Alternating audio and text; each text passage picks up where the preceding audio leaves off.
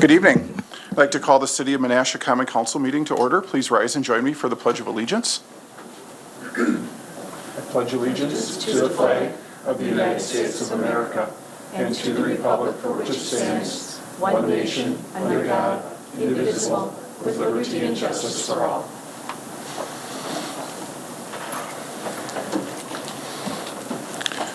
Could we have the roll, please? Alderman Nichols. Here. Alderman Taylor. Here. Alderman Sevenik. Here. Alderman Langdon. Here. Alderman Kruger. Here. Alderman Tom Grady. Here. Alderman Ted Grady. Here. Alderman Rapella. Here.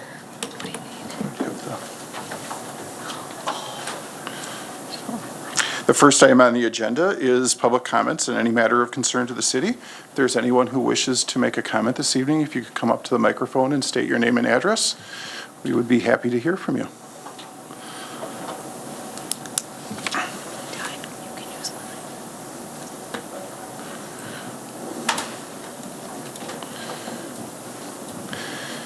And they forgot to give me my little control panel, so if you could just push the big button in the center, it should turn that on. There you go.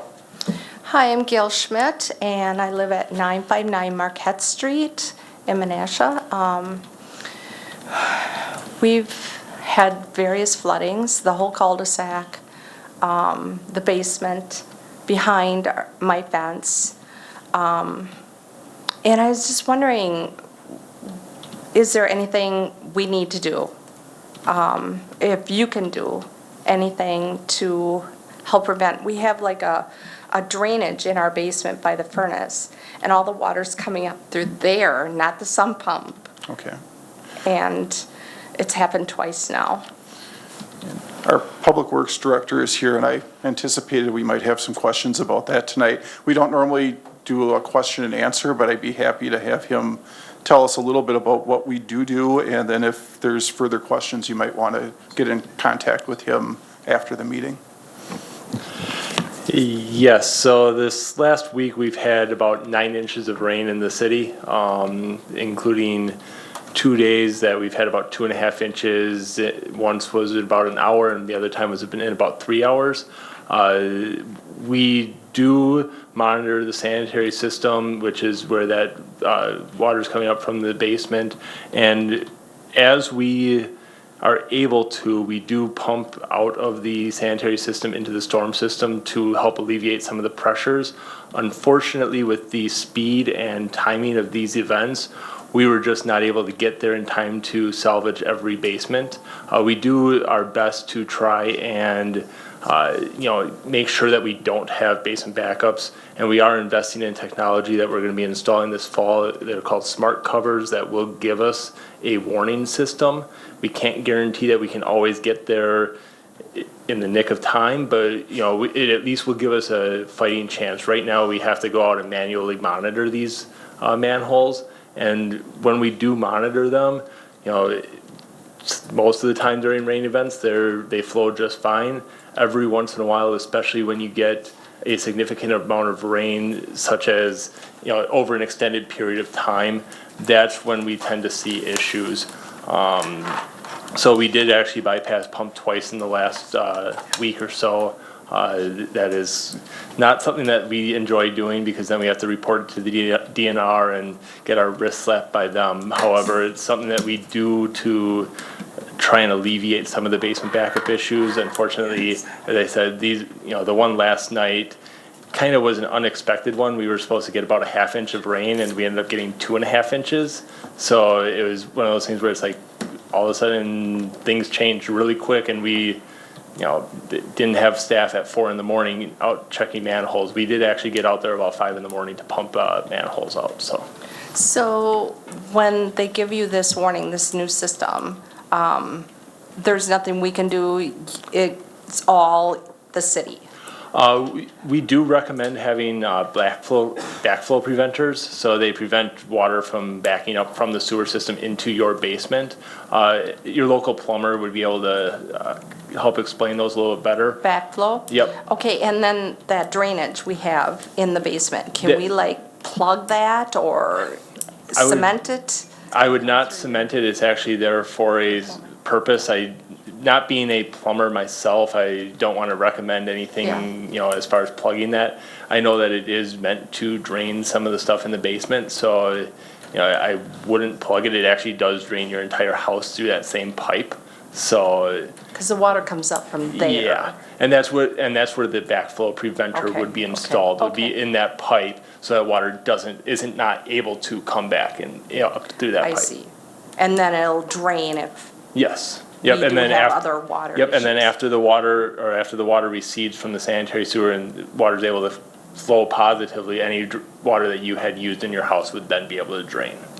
Okay, thank you. Do you have? Yep. I'm Lori Dewey, I live at 944 Marquette Street. And is there a number we can call to get like barricades up? Because the problem is that, the water comes up and the sewer starts backing up. And it wouldn't be so bad if these, sorry for my French, but these idiots wouldn't drive through it. I've got pictures of people just flying through there and the water going up to my house. And it's not funny because I'm the one out there yelling at them and I've called and asked for barricades. I had a cone on each end. What is that gonna do? We tend to try to avoid barricading roads completely because it creates a whole different issue of traffic. We do recommend calling the Department of Public Works, 967-3610 or. I did. Yep, and, if we determine that a barricade is necessary, we will be out there to barricade it.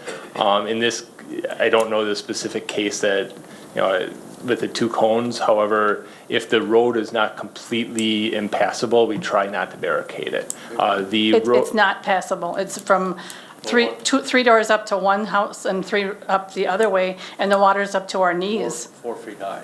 And the sewer system is just backing up from all the crap. We keep breaking it and trying to do whatever, the neighbors are all out there trying to do this, because right now CPR is at all of our neighborhood houses, cleaning all of our basements. And we can, I'll definitely talk with our street superintendent about that as far as why we didn't barricade that road. But I do want you to know that any of the water that's sitting on the roadway would be draining into the storm system. It's separate from the sanitary system. So underneath the streets, we have two different systems. One is a sanitary system. It takes water or sewage from your house to the treatment plant over on Doty Island. And there's also a storm sewer system that takes water from all the catch basins and the runoff from the roadways. And the storm sewer is what actually leads to the street flooding. So they're completely separate sewer systems. The reason why the sanitary system does back up during these events is because of infiltration, generally through our mainline sewers and private property laterals. So we are, working on addressing that. You could go to the hardware store and get those, where your basement drain, you put them in, you tighten them up, so it doesn't come up to the floor. Well, Any hardware store has them. but by putting those on our drains, wouldn't it just force it to come up through the toilets and the showers? Like it did Drains? last night. Yeah, it's gonna come that high. I mean, it's gonna come in somewhere. It's gonna seek its own level. More than neighbors if they don't have one. Well, everybody's flooded by us. So I would give the Public Works Department a call tomorrow if you have some other questions, and they can lead you in the right direction as to what some of those potential fixes are. And as the director was saying, we've had, I think, close to 10 inches of rain in the past few days, which is more rain than our systems can handle in general, and that's what's Well, really happening right now. After we call, they put a pump on 7th and Ida. And after that, then all the waters recede. This quits coming up through the sewer. Couldn't we get something there on a more permanent or a more quicker resolution? Something- That is what those smart covers that we have invested in this year, that's what those are going to allow us to do, is those are going to be our alarm system to get those pumps out there. We actually cannot, by DNR regulations, just have a pump sitting in a manhole. I'm not saying that. Yeah. I'm just saying get them there Yeah. quicker. Yeah, and that's what these smart covers are intending to do. Unfortunately, we just didn't get them installed, and, do you have them? They are ordered. We did get them last week, but we have not yet been able to install them. They take a little bit of technical expertise to install, so they will be installed this fall. So, I just can't give you a firm timetable on that. Okay, thank you. We have a woods next to us on the cul-de-sac. Is that woods next to Dr. Pilon's office, which isn't there, the office is there, but not him. I was wondering if you could buy that property, the woods, and put some kind of a pool in there or pond or whatever. I don't know what you'd think about it, but Or just have somebody maintain that area. The trees are just, they're uprooted. There's a path that goes through there, but there's big trees that are uprooted. There's trash, there's all kinds of debris in there that could cause a potential, if there was a fire, you know, it would really be a sad situation. Anything else? well, then we had that ditch there by the woods. It's got all these cattails growing up there, and it's all water in there. Probably from the rain. Well- And you're also on Marquette Street? Yep, Yeah. she's my mother. Yeah. I bought Okay. her house, so we're together on the We end there. can definitely take a look at the situation. We do have a rear yard drainage program where a homeowner can request that the city does some engineering and surveying to try and help alleviate some of this. We aren't necessarily going to be buying property at this, with that funding. However, we will at least take a look at it and provide a plan to the homeowner. It's, I think, a 50-50 cost share between the homeowner and the city. I believe this year we're out of funding just because we've had a lot of rain events. However, if you contact our office, again, 967-3610, we can definitely get you set up with, on that list of potential properties for a rear yard drainage. Okay, you probably have to call Dr. Pilon, he's in Sherwood, to see if he would be willing to sell it, whatever. Or just have somebody maintain it. Yeah, Keep it mowed. I know they did it in the past, but just cut some of those trees, maybe just clean it up a little bit. we used to when my husband was alive, and so now it's just gone to pot. If it's on private property, we can't go onto private property and do No. any of that maintenance, so that would be up to the homeowner or the business. Well, that's why you probably have to call Dr. Pilon. Anything If else? so, no, I guess not. Thank you very much for listening. Thank you. Yeah, and again, sorry for all the troubles, we unfortunately can't do anything with the 9 inches of rain in a week. It's been a rough week for all of I us. suppose not, yeah. Thank you. All right, thanks. Is there anyone else who wishes to comment this evening? Mrs. Taylor? Mayor, I wanted to make a comment This is public comment at this point. out there. Let's let Mrs. Taylor go forward. Hi, Sandra DeVille Taylor, 545 Broad Street. At the last meeting, at the last Common Council meeting, there was a public hearing and an action item to rezone parcels generally referred to as the Bonta property. During the public hearing portion, I questioned whether or not I could speak on two of the parcels that were omitted from the agenda. After a little discussion, the mayor said, sure. However, no one actually made a motion to include those parcels on the agenda. Yet, it's reflected in the minutes. I would like to ascertain that that was actually a violation of open meetings law by not having those parcels listed. Furthermore, farther down during the action items, it simply stated,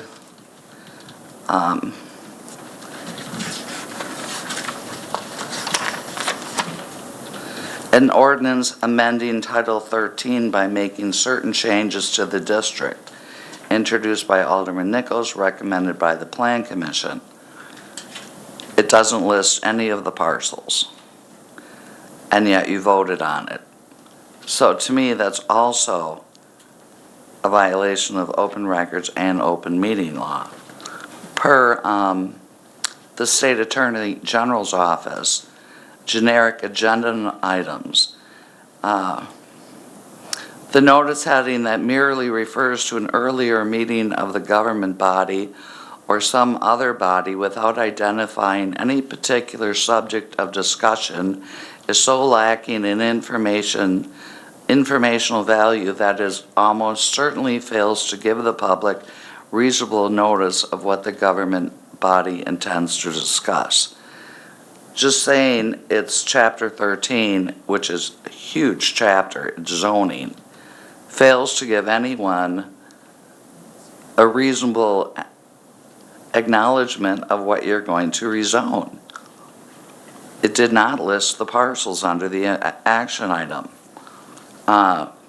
It must be sufficient to alert the public to the importance of the meeting so that they can make an informed decision whether to attend. Therefore, I suggest that, actually, I'm pretty well under the assumption that that public hearing should be reheld. And at least for those two parcels that were previously zoned R1, which I generically refer to as the peninsula. I questioned it. That's not in the minutes. However, in the minutes, it does now include those two parcels, though no one ever officially made that motion. Therefore, I say that that was a violation of open records and open meetings law. Speaking on the same subject regarding consent agendas, the consent agendas are typically reserved for routine items of that are non-controversial and routine. And again, according to the Attorney General's office,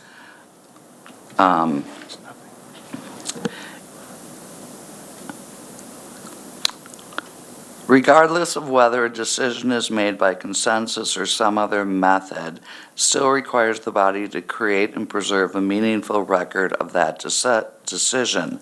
Consent agendas, where a body discusses individual items of business under separate agenda headings, but takes action on all items discussed by adopting a single motion to approve all items previously discussed, are likely insufficient to satisfy record-keeping requirements of Wisconsin Statutes 19.883. So, for years, I've been arguing about the consent agenda. I have noticed that Alderman Senovich has been pulling a lot of those out to have separate votes on them.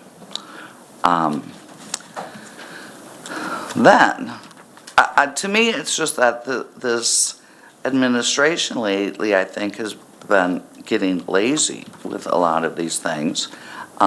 You shouldn't have, when you read the minutes, it talks a lot about general discussion. Mrs. And Taylor, your that's- 5 minutes have expired. Yeah, Oscar. Unanimous consent to allow for another minute. Thank you. Is there unanimous consent to allow for another minute? I think, yes, because of what Is there unanimous consent? Does anyone object? Seeing no objections, you have another minute. Again, the Attorney General advised that the practice of using such designation as mayor comments, alderman comments, or staff comments for the purpose of communicating information lacks the record keeping that is required. I did have other comments I wanted to make on other topics, but I guess I'm out of time. I'll make a motion that Ms. Geller can finish her comments. Is there a second? I'll say 3 minutes. What is the motion? I ask for unanimous He said consent. 3 minutes. He made a motion. So is the motion for 3 minutes? That's what I said. Okay. And is there a second for the 3 minutes? There's a motion and a second to allow another 3 minutes. Is there any discussion? Could we have a roll call vote, please?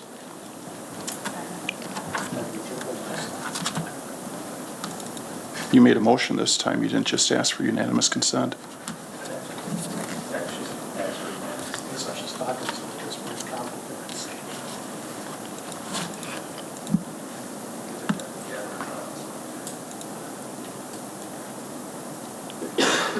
Sorry, we're taking up your time doing this.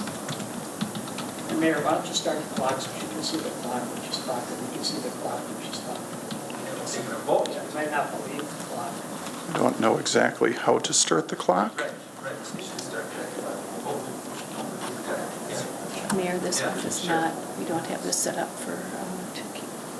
Then Mayor, I'll move for unanimous consent. Well, we have a motion, Motion on there's a the motion on the floor. Unanimous Yes, there's consent a motion on the floor. overrules a motion. No, it doesn't. Unanimous consent is the consent of the full body. Alderman Severnick, we have a motion on the floor. We can take a voice vote. He withdrew his motion. I would ask for unanimous The consent. the body already Allow Ms. Taylor accepted, 5 more minutes. the body already accepted the motion. I'm asking for 5. I don't care about that. So we need to take a vote on that motion. We can take it, just a voice vote then? Obviously, you're not following Robert's rules, so I guess we'll do it. There's a motion on the floor, and unless the body dismisses, Motion. but the person can't, the body has accepted the motion. So Withdraw your second? the body has accepted the motion, so the whole body has to remove the motion as well. Since we can't take a roll call vote, we can take a voice vote. I'm glad the public's here to see how you operate. We have rules. The rules say there's a 5-minute time limit for And each we person, suspended the rules to allow her to speak longer. Following the rules. and there's not an argument here. Let's have our voice. Let's have a vote. Allow additional 3 minutes. Just That's take the a motion quick that's on the- voice vote so we can get So, going here. do you want to call the roll? You want, certainly, I can do it that way. We can do it that way. Okay. Start with, I'll start with Alderman Taylor. Alderman Severnick. Aye. Alderman Langdon. Alderman Kruger. Alderman Tom Grady. Alderman Ted Grady. Alderman Rapella. Alderman Nichols. I'm ready to move on, May. Motion carries on roll call 7-0. Okay, so Silence the public. Silence the public. you have another 3 minutes, Mrs. Taylor. Thank you. Why I have ascertained that things are getting sloppy, there's a lot of these things going on, and then even just looking at the calendar, I don't know who's in charge of the website calendar, but when you look at September, the only meeting that's held in September is the Common Council meeting. Yet tonight, you also have a Board of Public Works, you have an administration meeting, you have it. Personnel administration, I think, was canceled. There are no plan commission meetings listed or landmarks meetings listed. You look at the calendar, people like to schedule things, especially the way things have been lately. Redevelopment Authority, I went to that meeting, it was canceled because there was a lack of a quorum. The last meeting for landmarks was actually moved to Monday, and they typically don't meet that day. Plan Commission is constantly changing their meetings, so I think the website, it lists Rock the Block, and it lists a bunch of events, but it doesn't list meetings. It should be a one-stop shop. Another item in your packet is the Paint and Restore program. At the time that this was issued, there was also a survey postcards went out to residents of District 2, letting them know that someone was going to be walking by their house and inspecting it from the sidewalk, whether or not it needed repairs or replacements. And a tally was going to be made and a survey done, and I'm curious as to whatever happened with that. I got a postcard. Apparently I passed the test because I was never notified to change anything, but I'm curious as to how many people were sent cards or what happened to that. It's kind of just another one of those things that fell on the side. And then I know Mr. Jacobs is going to be talking about the TIF plan, and in the Park and Rec Capital Improvement Plan for 2019, they have a table of items they want. And the last one says other, TIF 3, Providence Terrace Trail, $800,000. Well, I'm curious because TIF 3 closed. So I don't know what I'm reading here, so maybe he can address that. And I'll save my other comments till later. Thank you very much. Is there anyone else who wishes to speak this evening? Had other questions answered, Mayor, I'd like to have that question answered. What question? Well, the public did ask Director Robinkowski About the TIF? about the TIF. We'll answer that one during the presentation. Alderman Sevenick? Thank you, Mayor. Just for the people in the gallery, you were concerned about the grass not being cut and things like that. It is the property owner's responsibility, but you can call the city garage, and we send out a notice, and then the doctor or whoever owns that property has to take care of it. And if they don't, the city then does go in and take care of it and cut it and clean it and put it on the tax bill. So if that happens again, call the city garage and ask that they comply with the city ordinances and that. So just wanted to make sure that you knew that.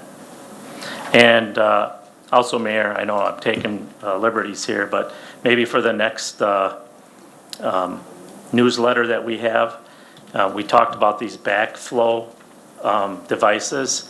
And they're put into new homes, and some of the older homes, they don't have that, and that's why we have some of these problems in the city. So if we can educate the community about these devices to help them out, we would have fewer basement issues. So thank you for coming. Alderman F is, Alderman, report, item F is, What you're calling me now? never call you that, Stan. Item F is report of department head, staff, and consultants. And we do have the TIF Increment District's 2017 annual report.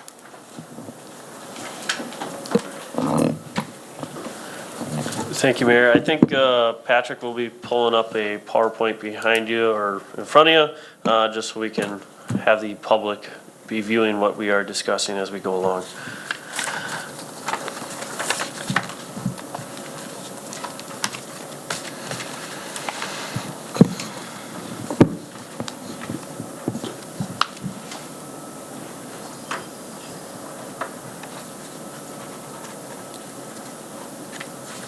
I would start all editing. What's that? Go ahead and start all editing. Okay. All right, while Patrick works on pulling this up, we'll just kind of get started. Every year we do go through our annual TIF report for the council, just for your benefit, as well as we do present this to our joint review board. We had that meeting with the joint review board a couple weeks ago. So now we are presenting it here tonight to the common council. Please feel free if there's questions along the way, and we can stop at any time. So TIF 3, as mentioned, we did close TIF 3 last year. Just to quickly touch on a public comment that was made. The CIP with the Providence Terrace project, that is likely just a typo. That would be in TIF 9, not TIF 3. So again, just kind of quickly going through TIF 3, we did close last year. It did have a zero end fund balance. And so we can just move on. Do you want to touch as we go? Yeah, what I'll do is we're going to ping pong back and forth so that we both have a little bit of information to share on each of the TIFs as we go through them, like I did with Director Buck last year. We're adding a valuation of about $917,000 of additional valuation. So what that does is that since we're closing that, we're adding then to the city tax levy this year, this December, for next year's budget of about $9,400. So that is the equivalent of being able to reduce the tax rate by 1 penny. So as we go through some of these and mention some of the closure dates, I'll highlight some of this. We did talk about at our budget workshop a couple days or a couple weeks ago when we kicked off the budget season. But I'll just kind of reiterate them for your benefit and also for the public so that they're aware of some of these things that are coming down the pipeline, which are all good news. So again, moving on to tax increment District 4. This was created in 1997 for the Riverview Plaza office building, as well as developments on 3rd and Racine Street. TIF 4 does have at the moment, a projected negative end fund balance, so we are looking at doing some possible sharing and things like that to make this whole by the end of that. It does have a closure date of 2024. And on that one, once that TIF, the amount of increment that's been created so far has been about $2.5 million. So that's equivalent to about $25,000 of additional tax levy that will bring to the tax roll in the future. And right now, we're projecting on that impacting budget year 2025.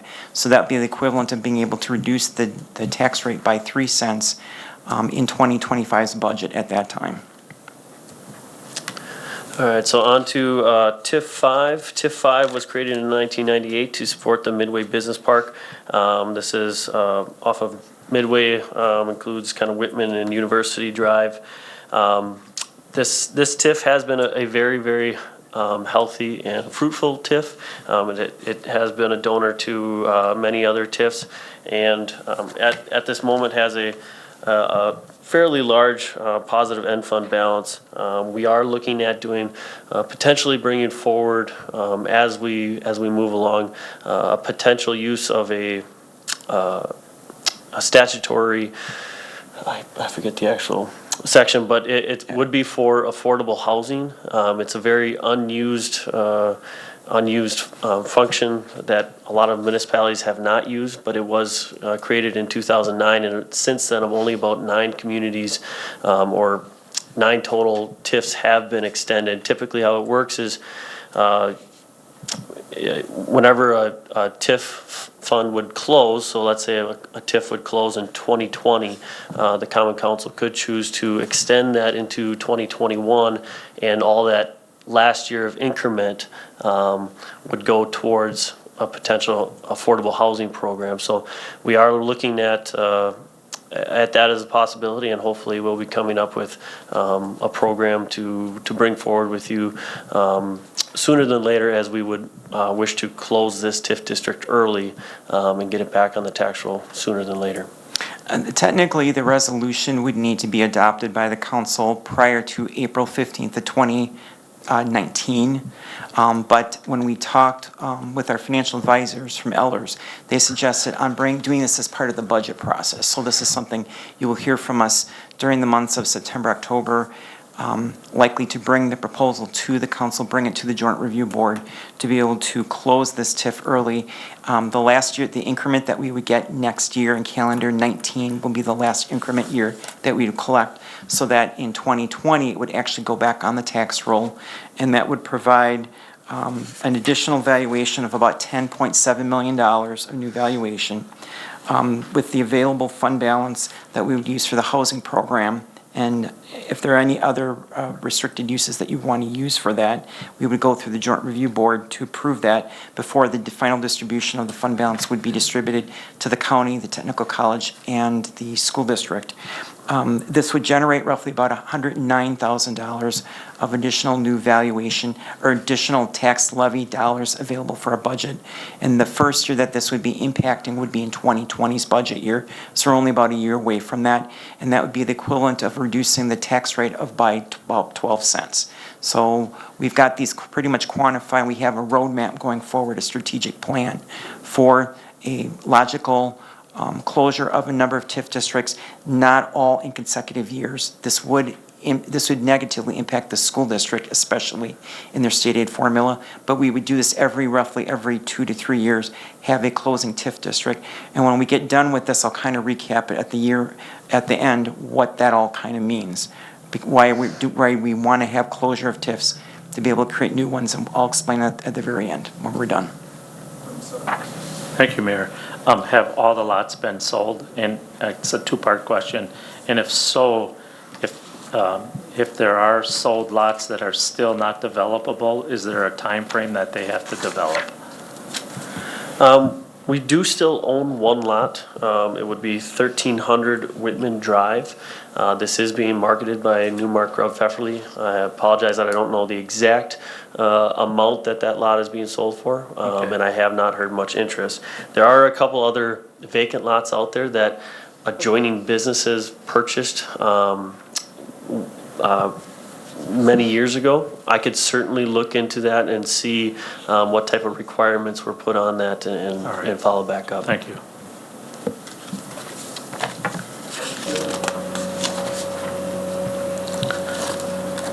Thank you. You had mentioned, not to go into specifics, but affordable housing. What do you mean by affordable housing?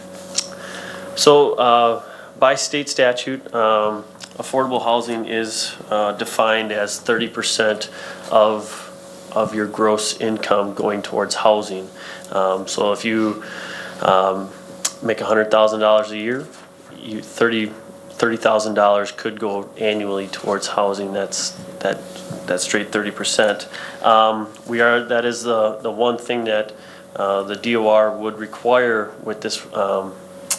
If we were to choose to create this program, is to define how we are going to set this money aside for affordable housing. And I should say that part of the statute is that 75% of the money set aside in the program would go to benefit affordable housing. So we do have to find that criteria and how we are going to measure that and move forward. What does affordable housing mean? R1, multifamilies, what does that mean? It does go for all of housing, but where we're looking to focus would be single-family, two-family homes, and hopefully get the support to really focus on owner-occupied units and get that reinvestment and stability back in our housing But sector. not multifamily. Likely not, but again, at the end of the day, it would be up to the council if. We have plenty of that, thanks. One thing with this program is once it is created, we do not have any restriction on the timeline for spending the monies. So you have to have the program established by the time we would have the closure resolution presented to both the council and the joint review board, but there is no restriction on having to spend it within a time limit. So we just have to have the funds segregated and restricted and then budgeted for going forward and have an established program up and going, but we do not have to have there's no time limit to have to spend the money within a year, within 2 years, or 5 years. So we just define the program and implement the program and keep the funds restricted. That is all the Department of Revenue would request of us. So just to continue on that a little bit further, the directors have asked your staff as well as the PD and a few others in the school district some of their ideas as to what they would like to see a program like this do. I know we asked the council president a while back as well. If anyone has some suggestions as to what you would like to see that program do, please get that to Sam and he can put that in to the program as something we should be considering when we bring it back to the council. I know we have some ideas and I'm guessing you'll like those ideas, but you might have some additional ones. He's been researching what other communities have been doing as well. And we could certainly do it in a multi-phased fashion where we bring together some of the top priorities, summary of how this would work, and then at a later date, then bring forward an actual program just to make sure we do have the input of the council.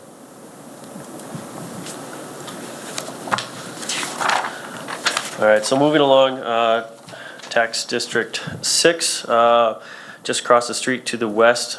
This district was also created in 1998. It does have a positive end fund balance. Moving along, and this TIF district would be one of those that we could possibly look towards being a donor TIF district to areas where we might need it, such as TIF District 4 with the negative end fund balance, as previously stated. This district would close by statute in 2021, and this one was created almost simultaneously with tax district 5, excuse me. So this is, if we would close tax district 5 early, that would be beneficial to the school district to stagger these slightly.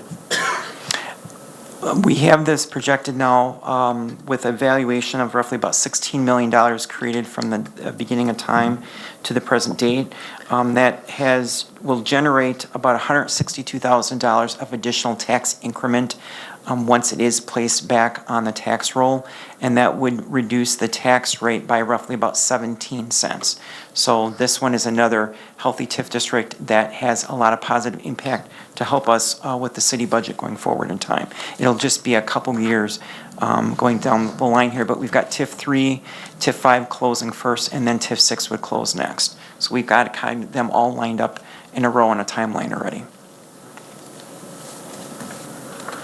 All right, so tax district 7, and again, as we start to, get a little higher in these numbers, we'll try to go through them a little quicker just because there are a lot more time to play with.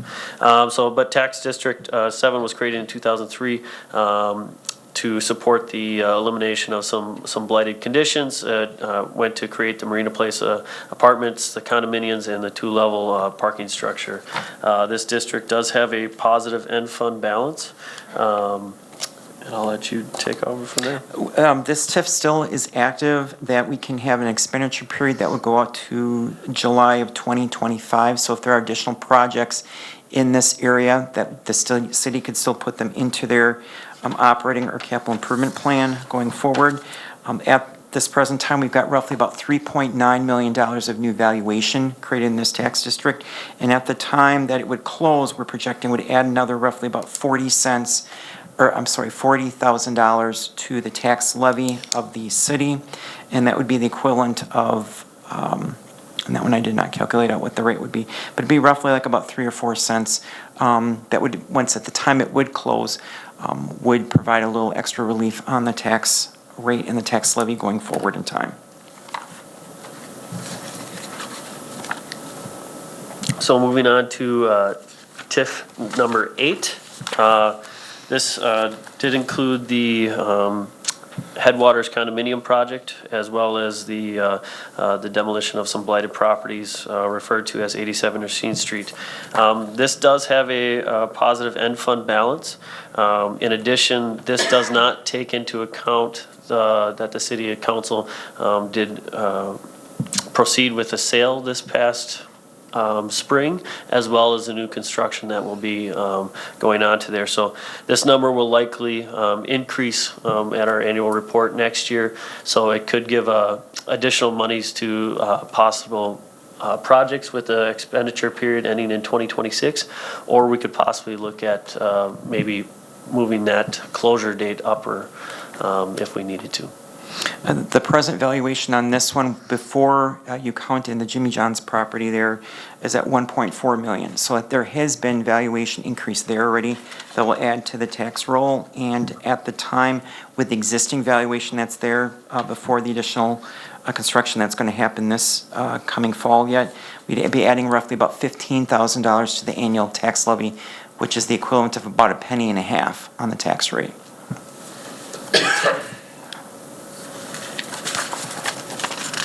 All right, so TIF District 9 was formed for the mixed-use district along the east side of Oneida Street. It is, again, one of our very, very healthy TIF districts that has a lot of positive growth. Next year is the final year for the expenditure period through, I believe, November. So we will be looking at any type of final projects that have been discussed would need to be done next year in this area. And I know one of those would be the final overlay of Province Terrace, which will be coming in for an engineering project next year, as well as the discussion of the potential Province Trail and things like that. So this does have a positive end fund balance and tentative or a statutory closing date in 2024. Since this TIF was created in 2004, we've generated $38 million worth of valuation.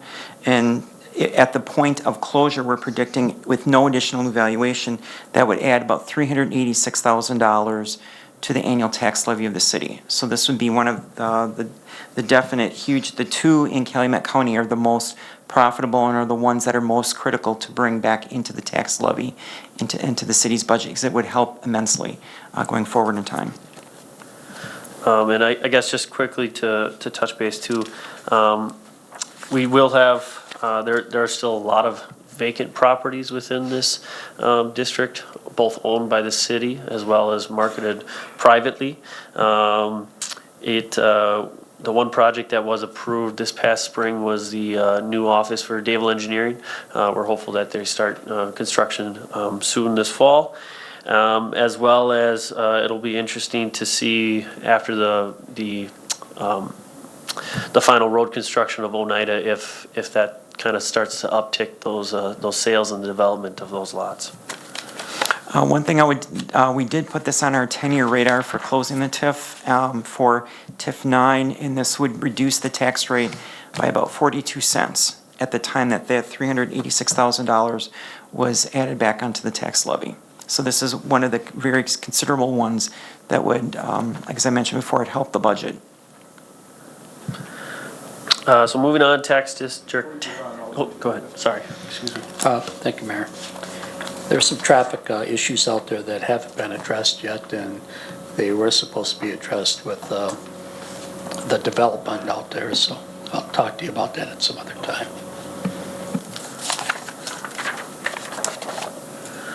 Okay, so TIF District 10 was created in 2006, formed as a blighted area to help the Tago Street and 3rd Street corridors. This is one of our snakier TIF districts that snakes from Covaris all the way up to the McDonald's Theater grocery store area. This TIF district is another one that has a positive end fund balance and is fairly healthy at the moment. We do have several projects, probably notably the Bryn fire that would fall within this area that we may look for future projects or future development. So to be go ahead. Okay. The expenditure period on this TIF is till 2028. So we roughly have about 10 years time that could be spent in any assistance or redevelopment in this TIF district area. We have roughly created about 1.8 million of new tax valuation in this TIF district. And at the time the TIF would close with the existing value that's there, that would add an additional roughly about $19,000 worth of new tax increment, which is the equivalent of about 2 cents on the tax rate for assistance at the time it would close.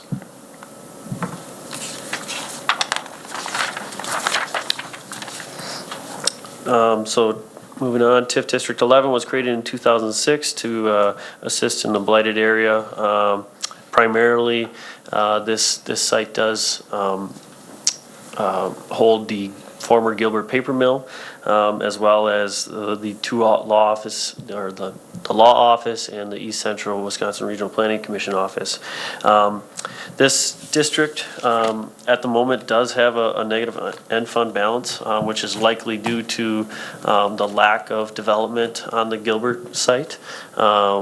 We have been in discussions with the property owner over the last 6 months, and we're trying to find ways to get that developed. And in addition, we're hopeful that with the recent acquisition of the Bonta property, that these two sites can develop together. There are some additional potential projects that may also need to be done in this area, mostly amenities. John? We have a couple options here with TIF 11. With the additional, the Bonta property site in the peninsula there across the channel, or developing the channel or whatever the future may hold for this. We have until 2029 for an expenditure period that decisions can be looked at and researched for this site. Or if it's looked at that we would like to start a whole new timeline, we wouldn't have to amend the boundary and add those additional parcels in.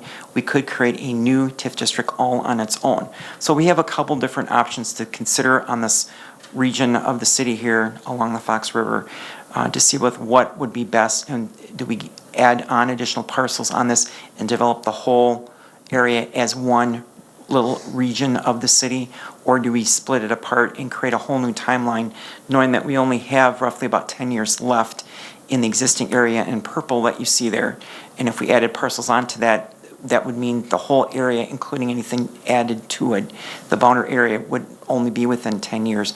That may not be enough time to fully develop what we want to do, so that might be the reason to create a new adjacent TIF next to it, or creating a overlapping district that would encapsulate that boundary area in purple plus the new area. So there's a lot of different options here to talk about going forward. With this, we've created so far $2.8 million of different additional valuation, but as Sam has mentioned already, that it's still projected to be in a deficit position of roughly about $120,000. But we have 10 years worth of time yet to plan and get additional increment in this area as it is. And at the present time, if it were to be closed with the positive balance, it would still add roughly about $29,000 of new tax levy dollars to the city's budget.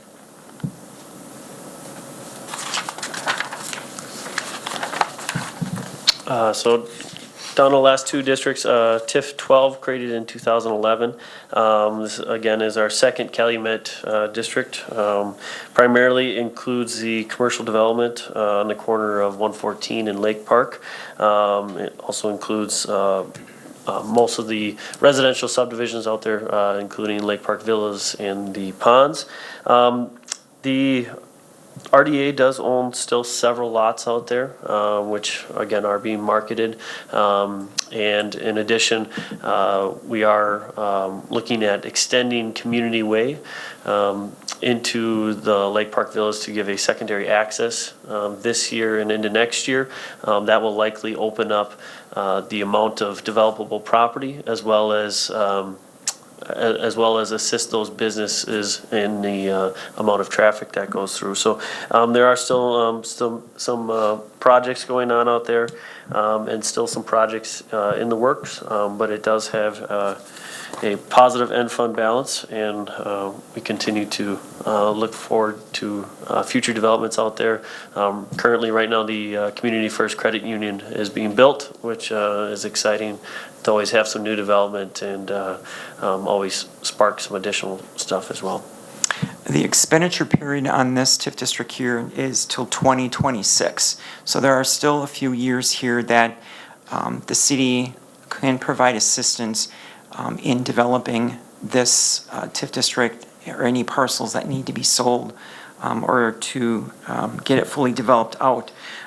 We presently have, this is the most significant improvement in 1 year's time in all of our TIF districts in 1 year. Just a year ago, for the 2017 valuation, this TIF district was valued at $22.7 million new valuation.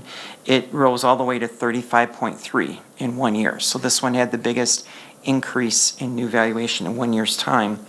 And right now, with the projected huge fund balance of over $5 million with additional valuation there, and at the time of closure, with the existing valuation, it would provide about $359,000 of new tax levy dollars just for the city's budget assistance. So this one, at the time of closure, is going to be a significant impact to help out the city. I just want to state for the public that eventually, I don't know, probably not in my lifetime, when this closes, it will not benefit the city of Menasha as much as it will the school district of Appleton.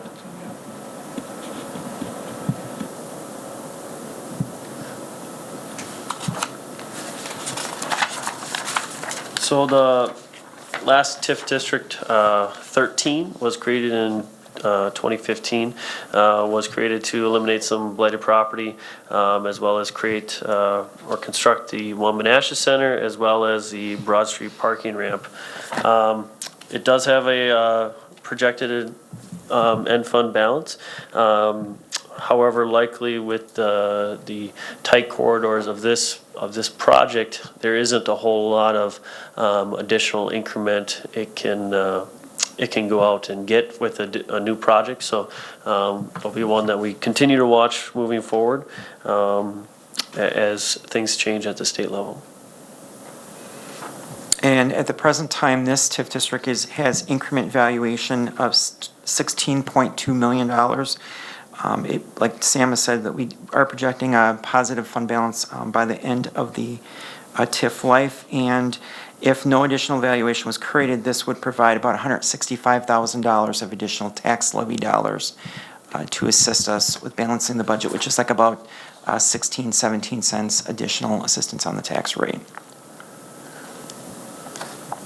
I think we did have a couple additional slides at the very end, Patrick? I don't think so. No? There were in the packet, okay. In the packet, or in the online version, there was a summary that did have in there with all of the TIFs combined, and in there that if all the TIFs were closed right now with their existing valuation, just in the last 2 years, the city's TIF district valuation had gone from 85 million all the way up to $129 million.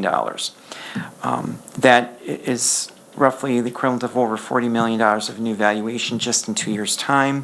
What that also is that if all the TIFs were able to close right now and all had a fund balance and all had all their debt commitments in tax and developer incentives paid off in full, that would add another $1.3 million of additional leviable dollars that the city would get to have annually to balance the city's budget.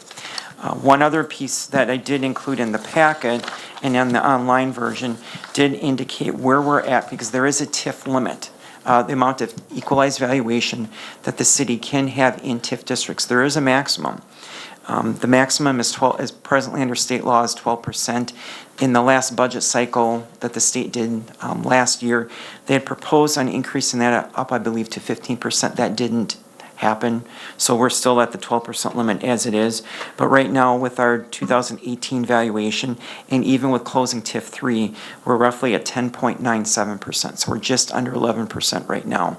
So as we look forward, as we have additional potential, I think, which we might talk a little bit about TIF 14 tonight, just a little bit, as additional opportunities come before city staff and to the Common Council, we need to be closing out some of the TIF districts with valuation so that we can free up more space for additional opportunities for creating TIFs in other areas that would be advantageous to the city. So right now, that's our plan as we go through in the next 10 years. We're looking at, since we've already closed 3, we are looking at closing out TIFs 4, 5, 6, and 9, which when you add all of them up together, will add an additional or decrease the tax rate of the city by roughly 75 cents. So that would be between now and 2027's budget. So we're within like about in the next 9 years. That's all positive information and good planning for us to be able to plan with the city's budget going forward in time. Alderman Sevenick, did you have a? Yeah, I did. I wanted to go back to 13. But it's just a question and kind of a comment. As far as ongoing incentives, I mean, it's really a closed district. I don't know what additional incentives could be brought forward in that district as far as growth. I mean, Yeah, that would be referred to as the president's incentives that were laid out in the previous development agreements, not additional. Okay, Thank you. thanks. Anything else?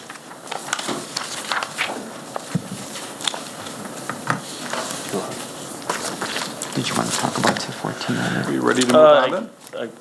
I guess quickly, sorry, John and I are whispering back and forth here. I guess quickly, just at the end of the memorandum that was provided within the packet, we do touch on future TIF creations. We touched a little bit about the conversation of TIF 11 as well as the Bonta property.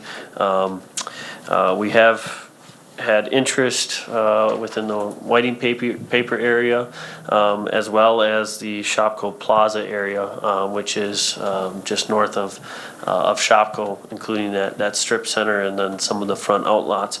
So again, as we progress into time, John and I's plan is to hopefully strategically plan all of our TIF districts as a whole, as well as individually, to make sure the city is best aligned and having a positive grasp on where we are at with TIF districts, and to make sure we stay positive.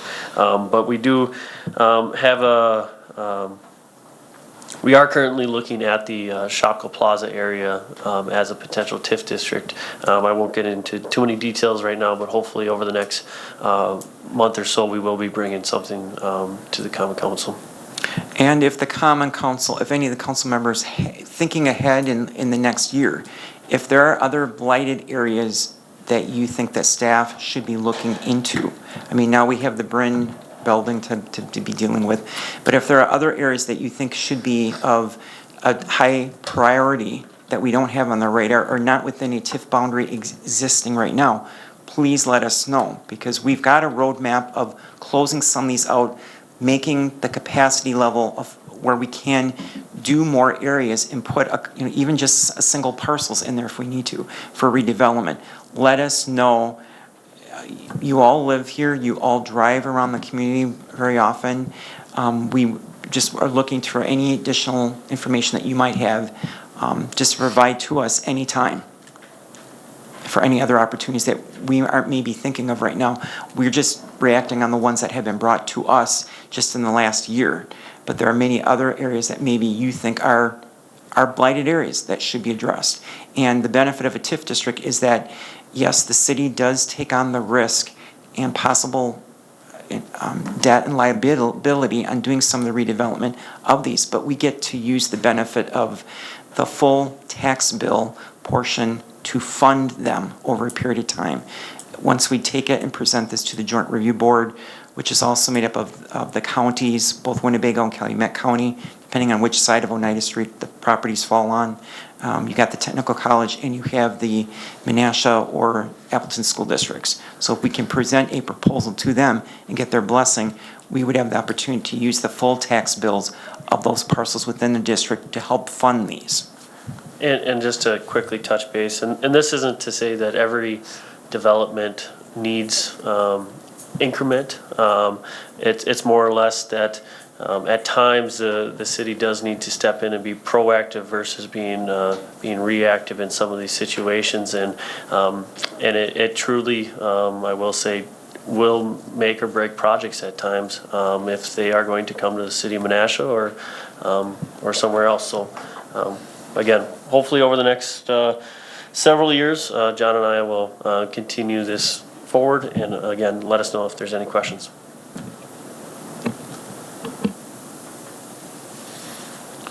Okay, moving on to item 2, the minutes and communications. Do we have a motion? Alderman Sevenick? Thank you, Mayor. At this time, I'll move that the council receive minutes A through F and communications G through K. Second. There's a motion and a second from Alderman Kruger. Is there any discussion? Seeing none, all those in favor? Aye. Opposed? Motion carries. The consent agenda this evening has 3 items. The minutes to approve from the Common Council of August 20th. The Administration Committee recommendations from August 20th for the purchase of property insurance coverage for the city's pedestrian bridges. And Nina Menasha Joint Finance and Personnel Committee recommendation from August 28th for the 2019 cost distribution formula with the City of Nina's share at 59.53% and the City of Menasha's share at 40.47%. Does anyone wish to have any of the items separated this evening? Alderman Sevenick? Items 2 and 3. Excuse me. You got it. Yeah. Okay, so we'll just take them up individually. Do we have a motion for the minutes at this point? Alderman Sevenick. Thank you, Mayor. At this time, I move that the council approve the minutes of the Common Council of 9/4/2018. So there is a typo on the agenda. It's the minutes of August 20th. That's what's included in your packet, not of tonight. since those didn't happen yet. Thought I was reading it. So there's a motion on the floor, unless there's objection, to approve the common council minutes of August 20th. Alderman Taylor. I believe a constituent tonight brought that forward to us, that there was some errors in there, and they were incomplete.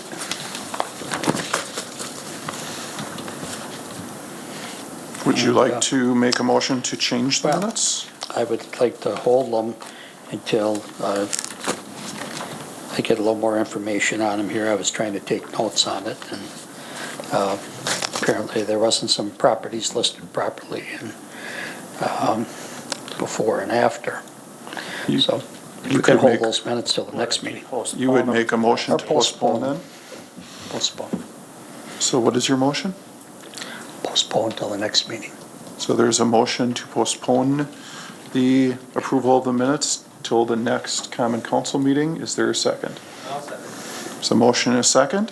Was Alderman McCullough? All those in favor? I- Opposed? Nay.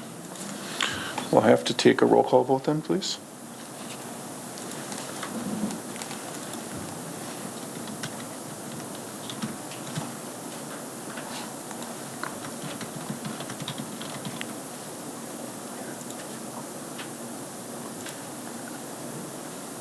So this is to postpone the minutes to the next meeting. I don't have the right date. There we go. Stan, yours didn't register. I didn't know we were actually voting. I heard a roll call. We had one person that voted differently, so. Motion carried on roll call, 7-1. Item 2 is the administration committee recommendation. Do we have a motion? Alderman Nichols. Thank you, Mayor. I move to approve the Administration Committee's recommendation of the purchase of property insurance coverage for the city's pedestrian bridges. Is there a second? There's a motion and a second from Alderman Kruger. Is there any discussion? Alderman Nichols first. Yes, at the last committee meeting, we requested that an update be given to make sure that all pedestrian bridges were covered, and so could Attorney Captain address that for us, please? Attorney Captain? What is identified on the bridge schedule right now are the Menasha Loop the Lake Bridge, the Jefferson Park Footbridge, the Smith Park Memorial Building Footbridge, and the Trestle Trail. We are still looking into whether or not, trying to think of what the name of the one was, the Gilbert, and then Heckrod they are named as property in the open. However, it may be that this coverage is not necessary because, for an example, on the Heckrod, there aren't any waves or anything, boats that traverse the area that would take down a bridge or cause damage to that area. And so in my discussions with the insurance agent, I gave him all of the details. He is going to be looking into whether or not it really is advisable to provide coverage for those things because of, there is some coverage that is provided in the general property insurance. It's just that for boat damage, for, I'm trying to think of what the other coverage was that I had mentioned. If there was a load on the bridge that ice and snow or something that was too heavy caused it to collapse or something like that, those are things for which the endorsement is. So we are still looking into whether or not it's advisable to provide those two coverages or add those two bridges or those two areas. And so we would bring that back through the administration committee. Great, thank you for that update. I'm comfortable moving forward with the coverage for our pedestrian bridges as we discussed then at the committee meeting. Alderman Sevenick. I think we should have coverage for pedestrian bridges, but I still don't know exactly what bridges, and I haven't gotten a dollar amount yet. So unless we're just saying we're going to, is there a exact dollar amount? That should be in the motion. I know we had it in administration, but you were going to look at the additional bridges that we told you about that were in the community. So it won't exceed the dollar amount that's in administration's minutes? You trying to go ahead? That's what I was just speaking to. Okay. I identified the 4 bridges that are included in the coverage for which you would be voting tonight. That did go to administration committee. That is all that it includes. The 100 Fox Street, Menasha Loop the Lake Bridge, the Jefferson Park Footbridge, the Smith Park Memorial Building footbridge, and the trestle trail with the lift bridge. And that is an additional premium of $1,545, subject to a $5,000 deductible per occurrence per the endorsement form that was provided by MPIC. The other 2 are the ones that I just spoke about. Okay. I guess I don't understand why we're going to approve this if we have other bridges we're still not sure about. And to me, that should affect the premium one way or another. So if that comes in, you'll be bringing that back We would again. bring All right. any I guess additional I gotta go bridges with that. back. Through administration. Sure. And the reason for that is there may be a recommendation or a decision, really, does the Common Council wish to have coverage? Because the agent may be recommending that it's not necessary to have coverage, so that would be a decision that would be coming through administration committee and then back to the Common Council for the reasons that I had identified previously. Alderman Taylor. Thank you, Mayor. I was mentioned Smith Park Memorial Building Bridge. That should be plural. There's 3 bridges back there, not 1. So just a note on that. Are all 3 covered or just the 1? My understanding it was just the 1 when we had talked previously. Whatever was on our, it's over 400,000 value. What was on our valuation that the auditor did? So it would be. We can check if all 3 of them were, but I think it was just the 1 when we had checked before. Alderman Sevenick. Thank you, Mayor. The city attorney just spoke on the agent giving us a recommendation. If that is something that does come forward as to, for instance, that we don't have to insure, I would certainly like to have that in writing so that if something does happen and we're not insured, that we were told that it didn't need to be insured. So I would like to have that in writing if possible.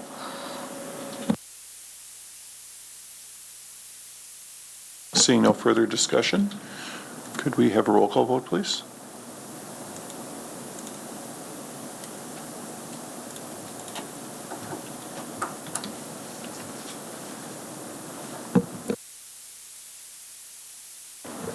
Motion carried on roll call 8-0.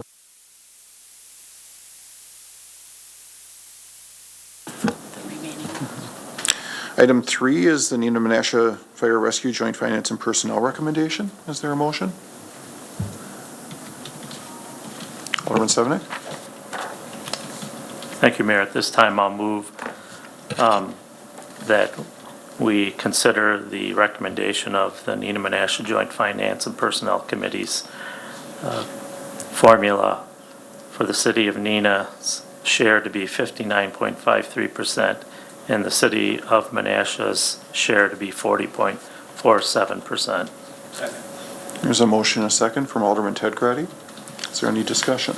Alderman Sevenick? I hesitated because Ted made the motion in committee, so I thought he might wanted to take it, so we're not here forever. I decided to make the motion, but this has been an issue with me. I want the community to know about this. I think that this was a formula that was given to us when we did the consolidation of the Neenah Menasha Fire Departments. But no one said that this is the only way that we should be doing this. And so I have talked with staff and the fire department and others, and we would hope to have something more comprehensive in the future. And the reason I'm mentioning that is because I kind of wanted to do this when I was on this committee before, and it fell on deaf ears. So if I make it as a point, that maybe you as my colleagues would follow through in case I'm not on that committee. I believe that the formula that we use is not necessarily equitable to the city of Menasha. We know that the city of Menasha has lost considerable commercial property. But even worse, we've lost a lot of manufacturing property in this community. And so when this consolidation was asked for and put together, we are not the same community as we were back when we had this agreement. So I think that it only makes sense that we do something more comprehensive. Look at what the firefighters are actually fighting in each community and what our fair share should be. So staff is working on this. The mayor is, I believe, somewhat cooperative and kind of believes in this also. And that Alderman Grady made the motion that we move forward right now so that we could do this for the future. So hopefully we'll have something better for this body a year from now. Thank you. Alderman Taylor? Thank you, Mayor. I appreciate Alderman Sevenick, his work on this, and our finance director working on this issue. And it's been 15 years since the merger, and in those 15 years, things have changed in both communities. So to be fair to both communities, I think it's time for an assessment. And I would encourage the mayor to maybe put together an ad hoc committee here and looking at this issue real comprehensively for the next budget season. And I would appreciate everybody looking and sharing their ideas with us. As far as an ad hoc committee, we do have the Joint Finance and Personnel Committee made up of both communities. If this is moving forward, I think that needs to be discussed on both community sides. So I'd recommend that it would be discussed within that community rather than just a Menasha committee, which would likely not lead to success in moving forward with something like that. I meant the joint ad hoc, besides outside of the however you want to do it, Mayor, that's fine. So, moving forward, do we have a motion and a second? If we could have a roll call vote, please.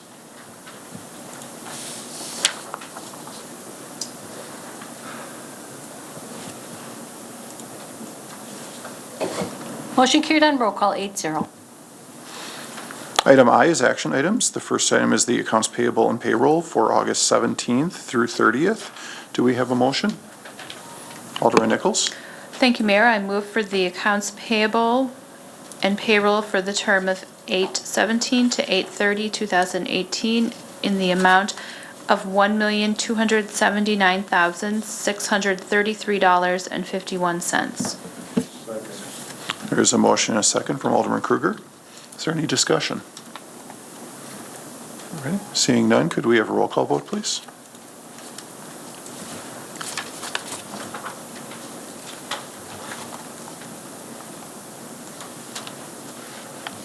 Motion carried on roll call 8-0. Item 2 is the beverage operators license applications. Do we have a motion? Alderman Nichols? Thank you, Mayor. I move for the approval of the beverage operator license applications for the 2017 through 2019 licensing period as listed under approved in the Police Department's memo dated August 30th, 2018. Is there a second? Second. It's a motion and a second from Alderman Kruger. Is there any discussion? Seeing none, could we have a roll call vote, please?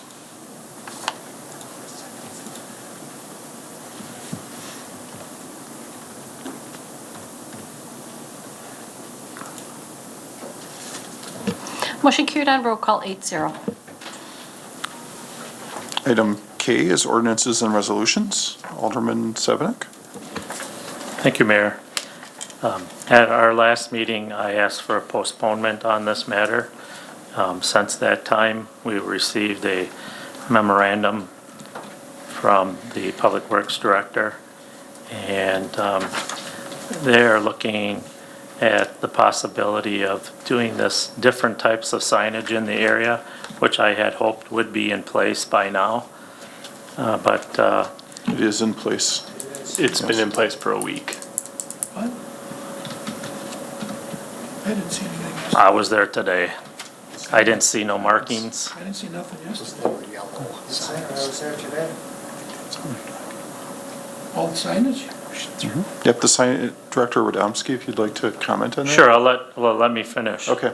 So, anyways, they're also looking at the possibility of allowing for video footage. That's not been complete, is it?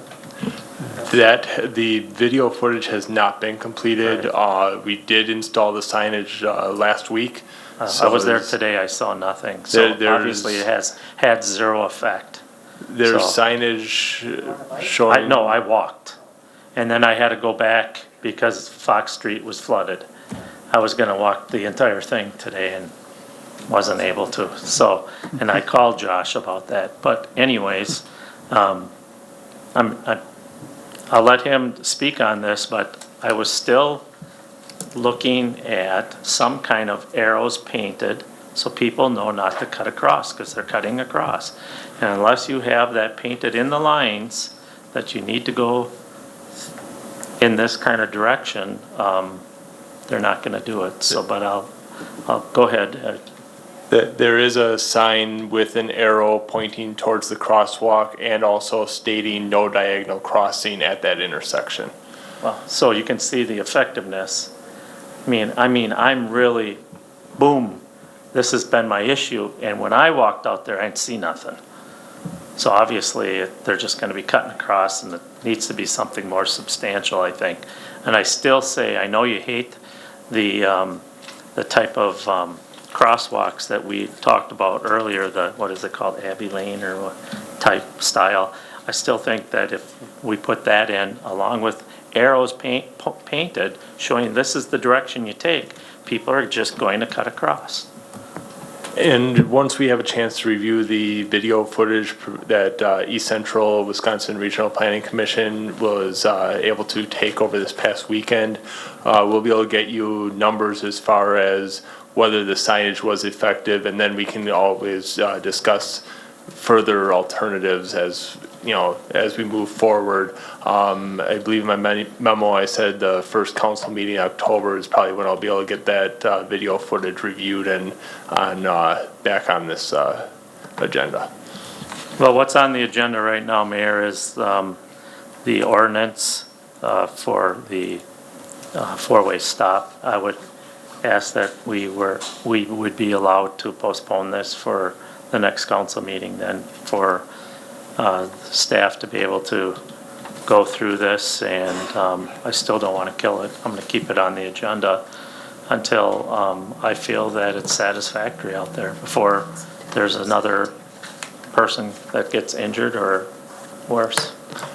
So there's a motion on the floor. Is there a second to postpone until the following meeting? There's a motion and a second to postpone from Alderman Rapala and Alderman Sevenick. Any discussion on the postponement? Alderman Taylor? No? Seeing no discussion, can we have a, oh, I'm sorry. Can we make that postponement to the first meeting in October, just to have time to adequately review that video from East Central? I'm not sure when we're actually going to get that video.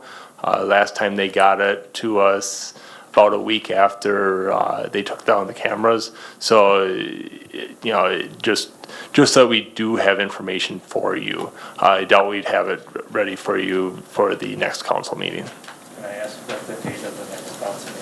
September. No, I'm 17th. sorry, I meant in October. October 1st. First? Yes. I can live with that. I'll ask that, Okay, so we have a motion on the floor for postponing though through September 17th, so how do you want me to?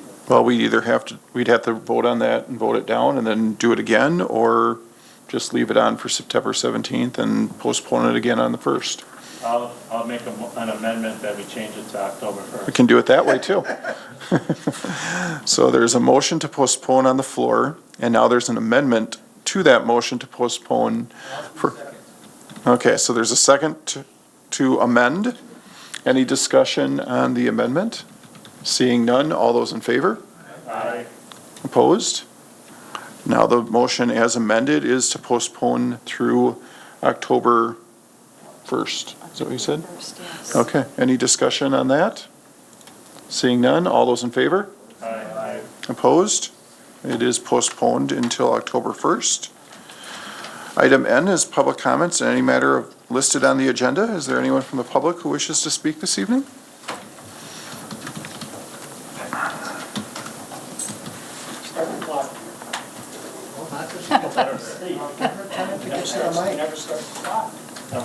I don't know exactly how to start the clock up there. Sandra DeBill Taylor, 545 Broad Street. In regards to the ordinance that was just postponed, the Fox Street, I just have a few questions. It used to be policy, or not policy, common practice, that prior to installing permanent signage, the Department of Public Works would put in a 90-day trial period. And I'm wondering why we aren't going with that route to see how something works. Come back 90 days later and say whether it's working or not. We kind of forgot about those kind of things. Also, I am questioning, in the memorandum, it states that we contacted East Central Wisconsin Regional Planning and they have set up cameras. I guess my first question is that a contracted service that we had to expend funds for? And does the city have an actual policy on cameras? At one time, setting up cameras was very controversial. It's getting to be more commonplace, but that was questions of invasion of privacy, and do these cameras flood over into adjacent residential properties, and there's a whole slew of things. And I am curious if we actually, because the council never directed the Department of Public Works to contact East Central Wisconsin.